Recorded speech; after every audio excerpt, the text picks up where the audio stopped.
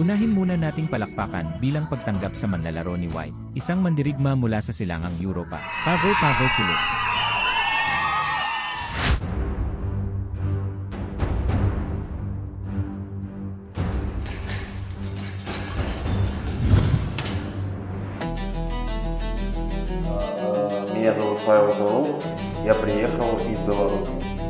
风格硬朗的帕维尔·图鲁克曾是2004、07、09、3年白俄罗斯冠军赛冠军，06年世界 WAKO 亚军。Может быть, я останусь в Китае, может, меня какой-нибудь клуб возьмет, и я начну здесь тренироваться и выступать.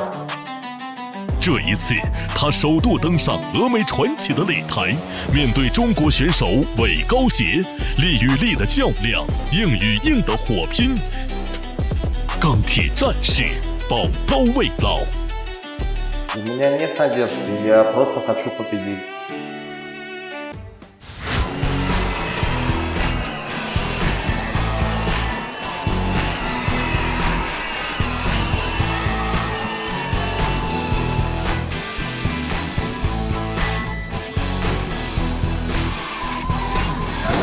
Palakpakan natin. Ngayon, ilabas ang black na manlalaro na haharap sa kanya. Wei Gaoji, isang mandirigma mula sa China. 这是一个需要英雄的时代，这是一个呼唤英雄的时代。2011年出战新西兰知名拳手理查德一战成名，他就是韦高杰。我是9岁习武，打这个自由搏击比赛已经有6年了吧。我比较擅长的一个打法就是腿法、虚法，然后这个防守反击。前一因为这个对手拳法是比较受手的，如果能前一局半左右不受到重击的话，应该没问题。拳手交锋，风起云涌，在峨眉传奇的擂台，我们期待英雄归来。你好，朋友，我们擂台上见。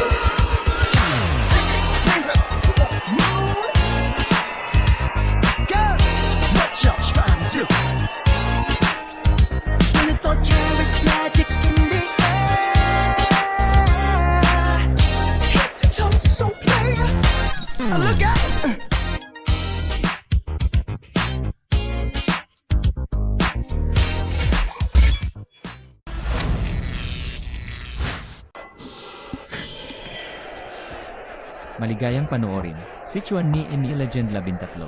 Nasa Emission Gymnasium na kami ngayon. Ako si Tony, ako si Dong Gentao. Ngayon, magkatapat na ang dalawang pani. Wei Gaoji mula sa China. At si Pavel Turok mula Belarus. Pagkatapos mong umakyat, tingnan natin si Wei Gaoji. Kalmado pa rin, medyo matatag. Ito si Wei Gaoji. Orihinal siyang lumahok sa mga internasyonal na kompetisyon. Pagkatapos, nagpahinga siya sandali upang mag-organisa ng ilang mga club o iba pa. Pero sinabi niyang labis itong pagsisisi. Sa kanyang ruro, hindi pa nararating ng internasyonal na merkado ito. Sikat na ito ngayon, at nandito siya para sumali sa aming kompetisyon. Naghanda rin siya para sa labanan sa loob ng isang buwan. Seryosohin ko ito. Ang pagbabawas ng timbang ay 12 kilo. Ito ay isang medyo malawak, napakasakit na proseso. Pwede bang ipakilala ito ni Ginoong Dong sa amin? Ang buong proseso at mental na paglalakbay ng pagbabawas ng timbang ng atletang ito. Magsimula tayo sa pagbabawas ng timbang. Ang pagbabawas ng timbang ng mga atleta ay hindi katumbas ng karaniwang tinatawag nating pagbaba ng timbang. Ang pagbabawas ng timbang ay nakakamit sa napakaikling panahon. Kailangan mong ayusin ng maayos ang kalagayan ng iyong katawan. Sa maagang yugto, maaaring tungkol ito sa pagkontrol ng taba. Ang huling yugto ay isang ganap na proseso ng dehydration. Kaya nasa maagang yugto ka pa lang ng pagbabawas ng timbang. Halimbawa, maaaring kailanganin natin ng isang buwan. Maaaring kailanganin mong baguhin ang iyong dieta sa unang kalahating buwan. Mahigpit na kontrolin ang iyong pagkain ng taba at calories. At kasabay nito, kailangan mong panatilihin ang high-intensity training na ito. Sa huling kalahating buwan, maaaring ito ay proseso ng dehydration. Medyo mahirap ang prosesong ito. Nang tanungin ko siya tungkol dito, sinabi niya sa akin ng napakasimple. Kumain at uminom ng mas kaunti, at huwag uminom ng langis o asin. Tapos sinabi niya na hindi siya kumakain ng mga pangunahing pagkain ng mahigit 20 araw. mas madali itong sabihin kaysa gawin. Pero pagdating sa paggawa nito, masakit. Tingnan mo ang performance niya ngayon. Nakikita natin ang itim na parisukat na ito.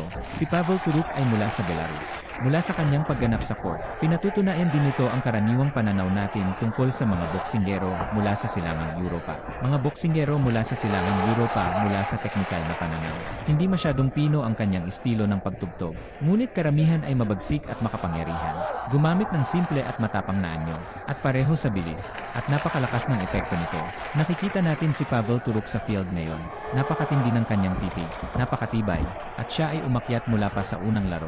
Ang action output na ito, at tungkol sa kalidad ng paglipat na ito, syempre, mas marami pa kaysa kay Wei Gaoji. Pero baka hindi alam ng audience. Sa mga pakikisalamuha ko sa kanya, pakiramdam ko siya ay isang napakamahiyain at mahiyain na malaking bata. Maraming atleta ang ganito. Sa entablado, naging makapangyarihan at nakakatakot siyang mandinig. Sabi ang lahat ng iyong panloob na passion sa entablado nito. Nang umakyat siya sa entablado, upang makipagkumpetensya. Isang turn at isang 3-point.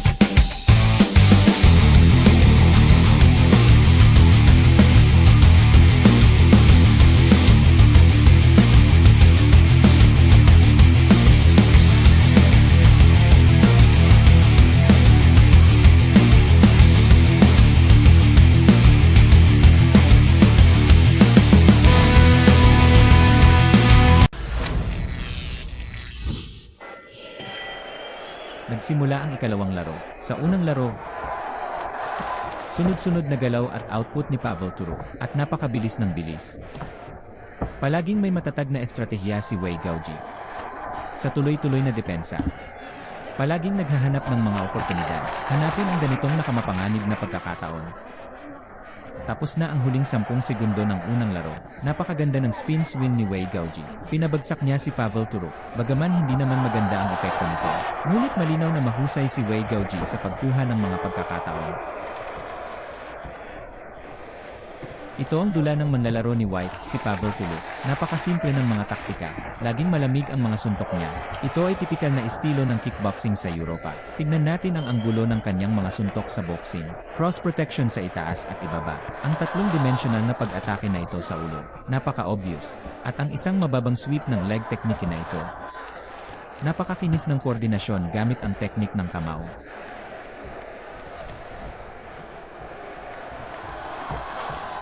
Ang taas ni Wei Gaoji mula sa korte. May kalamangan siya laban kay Pavel Turuk.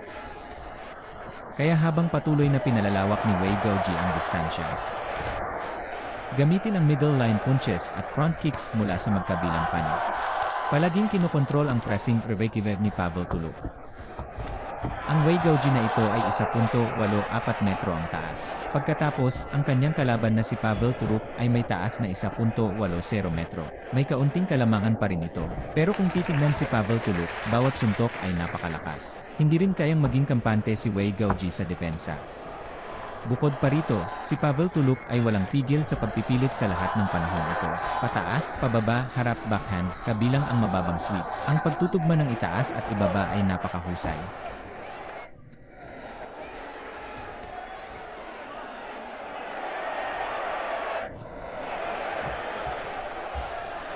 Ngunit ang maliit na pinsalang ito ay hindi makakaapekto sa pangkalahatang kalagayan ng atleta. Si Wei Gaoji ay isang manlalaro na may malawak na karanasan. Ngunit ngayon, sa postura ng pag-atras ng hakbang-hakbang, sa kabuuan, mukhang hindi ito masyadong kapaki-pakinabang na paraan. At kapag nag-reverse ka, ang interference na ito at ang malakas na hampas laban kay Pavel Turuk ay hindi natuloy. Lumabas ka. Sa kabilang banda, si Pavel Turuk ay walang tigil sa pagpilit. Napaka-epektibo ng continuous action damage. At kapag lumapit ka na, halata na. Malaki ang banta ni Wei Gaoji. Ngayon, si Wei Gaoji ay maaari lamang gumamit ng puwersa upang supilin at hadlangan ang mga general at upang harangan gamit ang lupa kapag dumating ang tubig. Patuloy na umatras para magkaroon ng distansya.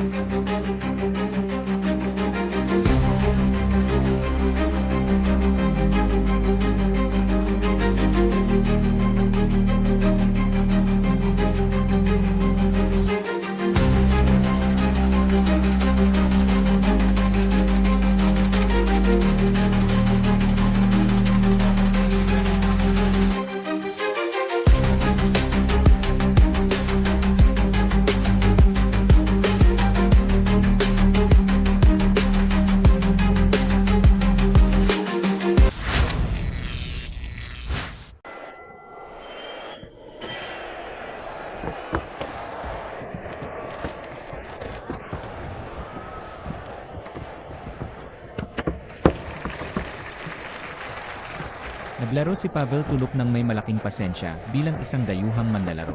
Hakbang-hakbang, inilalabas nila ang kanilang sariling teknolohiya na parang isang precision machine. Unti-unti, sinimulan nilang sakupin si Wei Gaoji. Kung titignan si Pavel Tuluk, kahanga-hanga ang kombinasyon niya ng teknik, suntok at sipa. At pinapanood natin si Pavel Tuluk na umaatake. Palaging gumagawa ng maliliit na galaw ang kanyang katawan. Kapag umaatake ng ganito, ang interception na ito ni Wei Gaoji ay isang tuwid na linya. Ang ganitong uri ng direct interception ay nagmumula sa tuwid na linya. Nagkakaroon ng malaking kaguluhan. Isang tuloy-tuloy na palitan ng mga teknik sa punching. Sa panahong ito, si Wei Gaoji ay nasa Pavel Tuluk. Sa ilalim ng pag-atake ng mga suntok na kaliwa kanan. Medyo mahirap itong hawakan.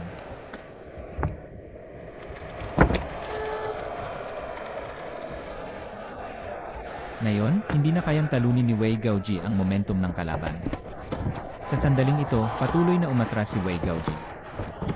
Hinahanap ni Pavel Tuluk ang unang galaw ng ataking ito. Ang susi ay itulak ang galaw bago ang unang atake ng Pavel Tuluk doon. Epektibong napuputol nito ang pangkalahatang pagkakaugnay ni Pavel Tuluk. Ang ritmo ng pag-atake, parang sistematiko ang pag-atake ni Pavel Tuluk. Tama, maliban na lang kung ang naunang manlalaro ang nagbukas ng daan o gumawa ng napakaliit na mababang sweep. Pagpasok mo na, tuloy-tuloy ang kombinasyon ng suntok at sipa. Sa sandaling ito, habang patuloy na hinaharangan ni Wei Gaoji ang atake, pansinin din ang ganitong uri ng relasyon kay Pavel Tuluk. Paano kung pumasok siya at ang sarili niyang kakayahan na harapin ang mga ganitong bagay? Huwag kang mukhang paulit-ulit.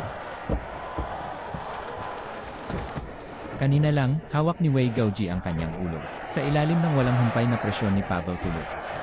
Ito ay nagpapakita sa pisikal at mental na paraan. At matapos maranasan ang ilang psikolohikal na presyon, ang pisikal na fitness na ito, may ilang problema rin na lumitaw. Tingnan natin, matapos makapagbigay si Wei Gaoji ng dalawang sunod-sunod na suntok, ang suportang binti ng katawan, medyo mahina ang mga binti niya. Mukhang pagkatapos ng mahabang pahinga mula sa ring, aabutin pa ng kaunting panahon bago makabawi. Ganito ang katawan, kakayahang umangkop sa ganitong matinding sagupaan. Nangangailangan ito ng mahabang panahon ng pagsasanay at reserba. Doon mo lamang maipapakita ang isang napakagandang kalagayan. Sinuri ko ang record ni Wei Gaoji. Noong 2014 na, tinalo rin niya ang kilalang Muay Thai fighter na si Jiang Feng Che.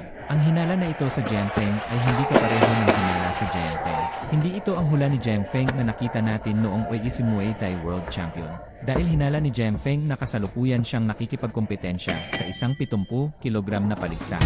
Mukhang pati mga sikat na maglalaro ay may mga peke.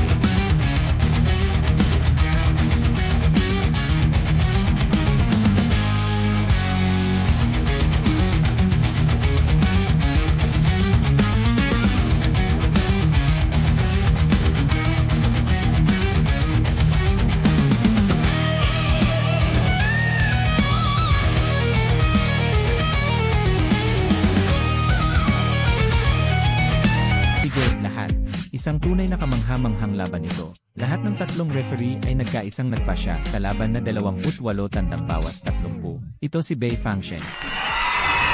The winner is red corner. Congratulations, Mr. Pavel